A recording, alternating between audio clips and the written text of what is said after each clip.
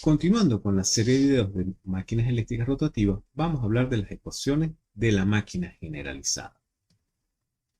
Entonces, vamos a ver las características comunes de una máquina. Aquí tenemos una representación de un corte axial de la máquina, donde tenemos el estator, el rotor, ambos cilíndricos, el entrehierro, que es el espacio de aire que existe entre el estator y el rotor, y es lo que permite que el rotor se gire, el eje, los rodamientos que permiten la superposición del eje con respecto a la carcasa, la chaveta, que es la parte mecánica que me permite la conexión con el eje o con otras aplicaciones mecánicas.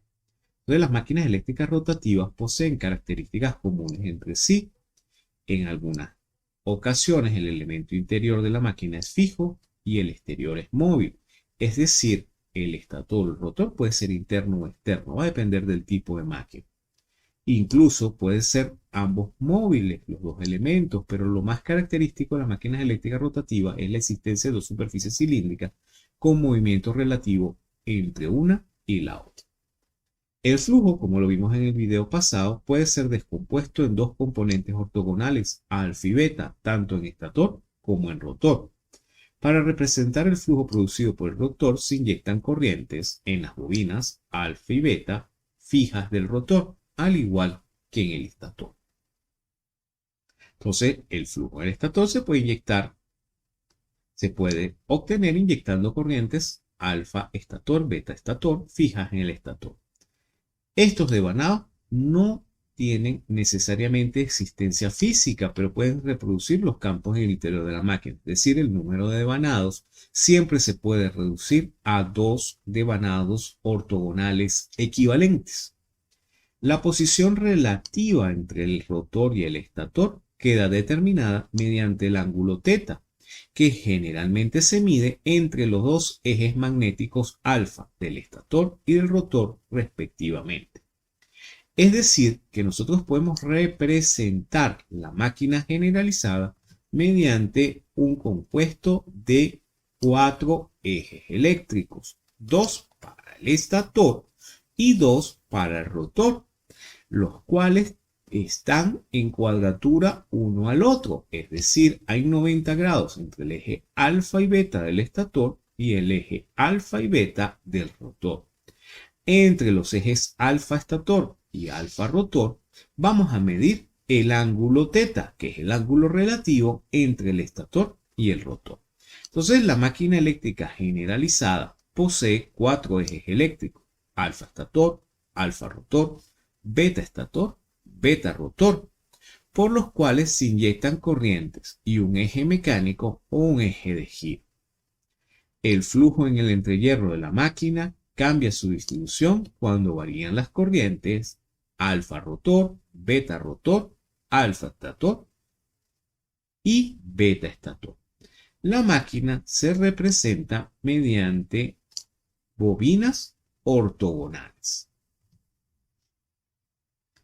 Definiendo el par mecánico Pm de la máquina, las ecuaciones de los ejes eléctricos y mecánicos de la máquina se pueden representar como aparece en la ecuación 14. Las ecuaciones de tensión para los ejes eléctricos, que incluyen los términos de disipación, los términos de generación y los términos de transformación, y la ecuación mecánica, que viene a partir del cálculo eléctrico del par eléctrico mediante el principio de trabajos virtuales, y la ecuación de Newton, donde par mecánico y par eléctrico es igual a J, que es la inercia por la aceleración angular, más el coeficiente de roce por la velocidad.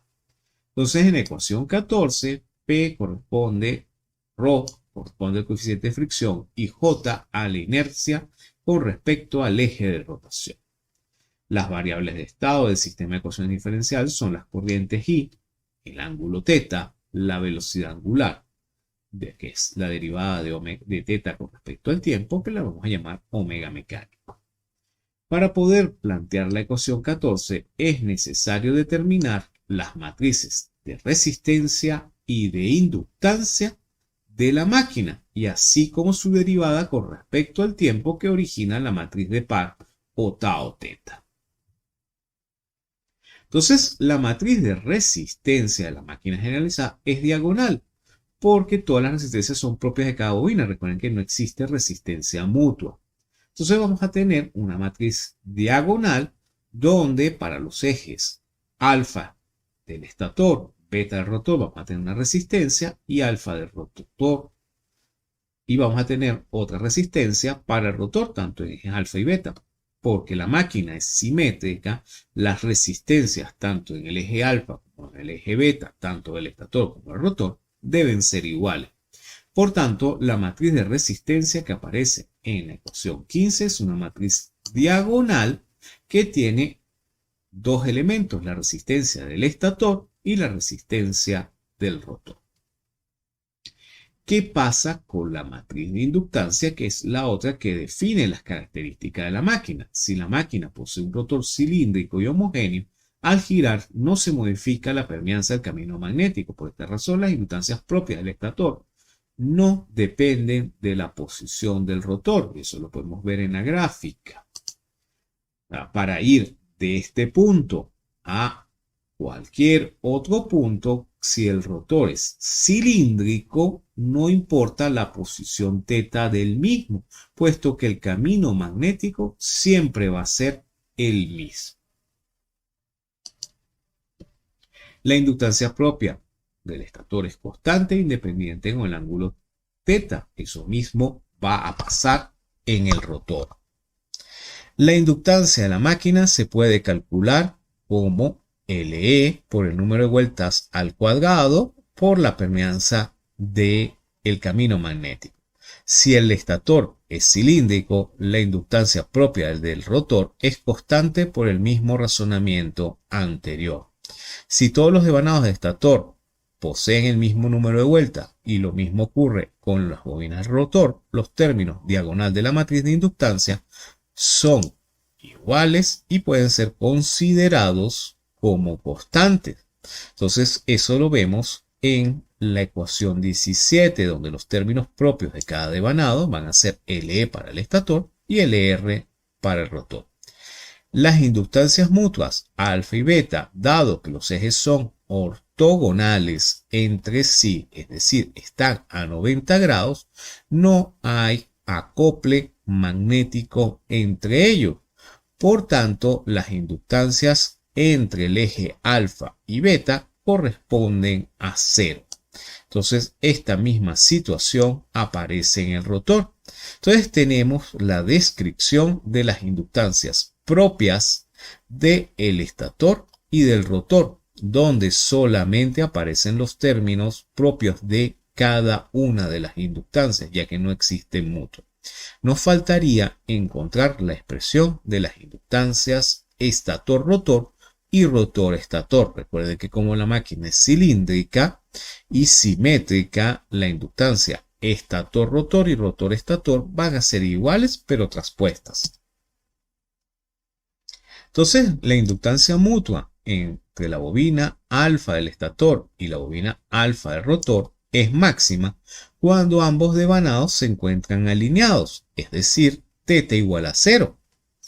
Para representar este valor de inductancia mutua se puede utilizar un término, por ejemplo, coseno, puesto que cuando el ángulo θ es igual a 90 grados, esta relación de inductancias entre el eje alfa estator y alfa rotor es mínima o es igual a 0. Una situación semejante aparece con los ejes beta de estator y rotor.